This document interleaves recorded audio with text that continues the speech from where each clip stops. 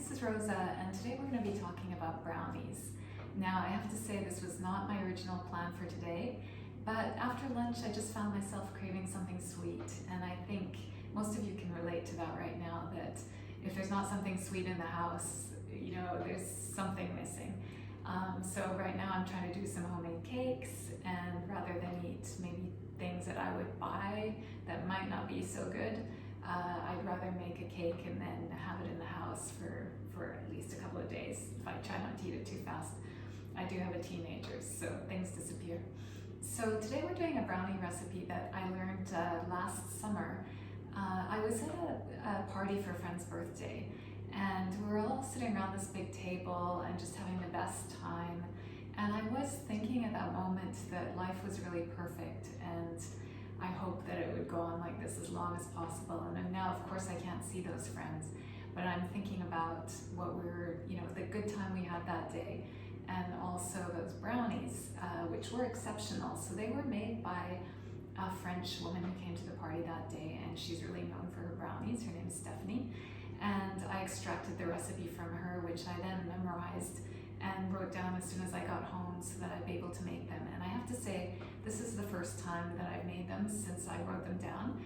So I don't yet know how long they're gonna take to cook, because that was the one part of the recipe she didn't tell me.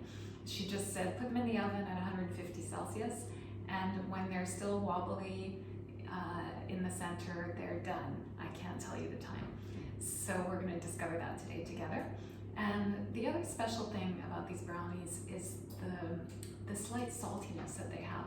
And that was the first thing I noticed when I tasted them, is that they had this wonderful kind of salty contrast with the chocolate. And she said that was because she had used salted butter.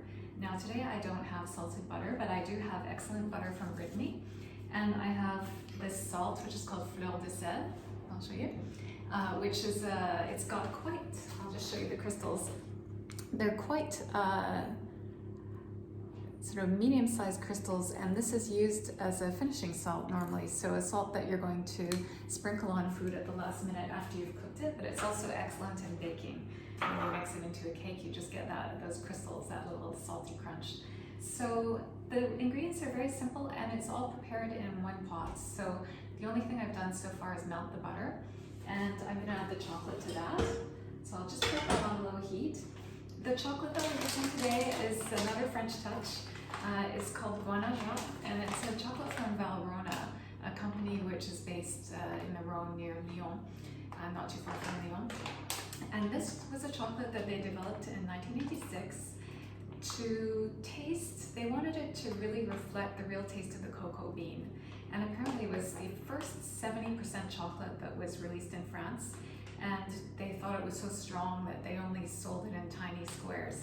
And of course now we're so used to eating darker chocolate, it doesn't seem strange at all when it's 70%.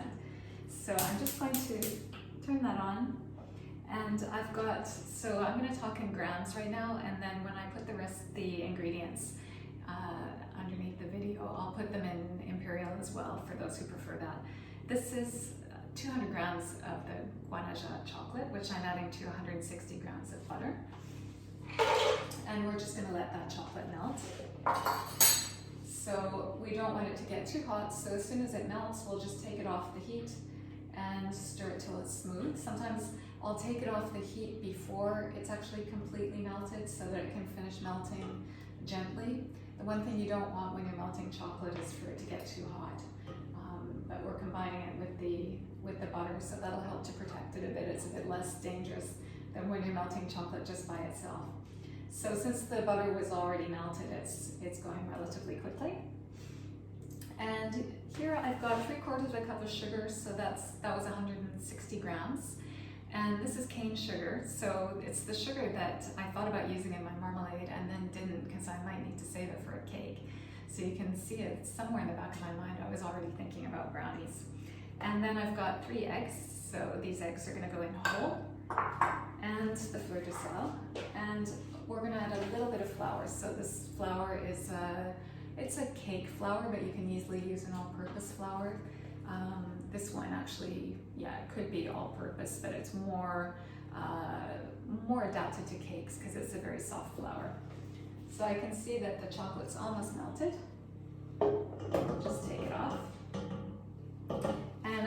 stir it till it's smooth. You don't want it to be too hot at this point, so if you find that you've overheated it a little bit, you can wait for it to cool off just a few minutes, but it seems fine to me.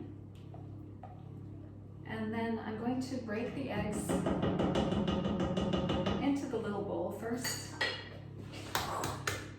and just give them a little whisk so that when we add them, we're not going to have the white that suddenly starts to cook in the chocolate.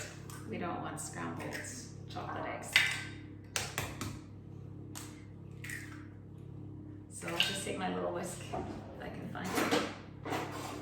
I forgot to get that out, so I'll take a little fork instead. So just whisk them up. They don't have to be perfectly whisked, but just so that your whites and your yolks are mixed. And then as you add them, you can add them a little bit gradually. And I'll just take this whisk here and just stir them.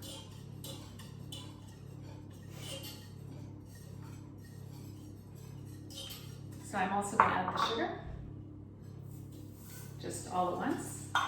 And we'll stir that so that the sugar starts to melt. And you'll see that the eggs will thicken and you'll get a mixture that looks a bit like pudding. It's okay to give it a bit of a whisk, just to make sure the butter is thoroughly mixed in. And the mixture should look smooth, so let me show you.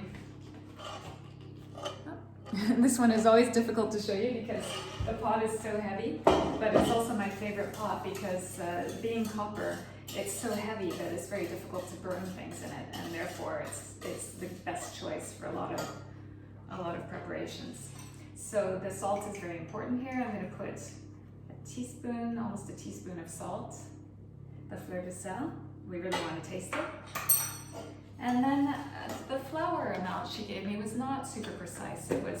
She said around 2 tablespoons. So I'm just going to I'm not even going to use a proper measuring spoon. I'll just take a couple of spoons of flour.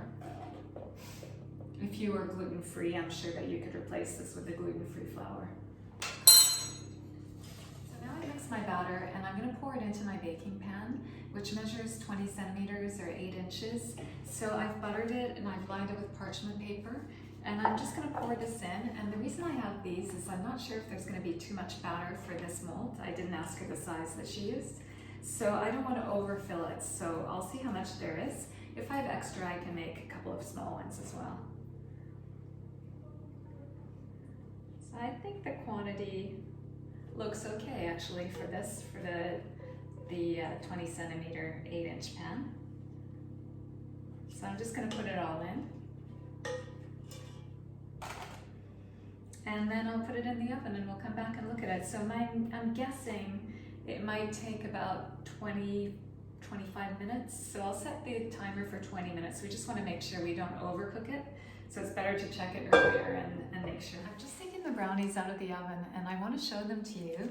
I don't know if you'll be able to see the wobbliness in the middle, probably not, but you'll get an idea. They're starting to puff up a little bit around the edge, and the middle is still pretty soft.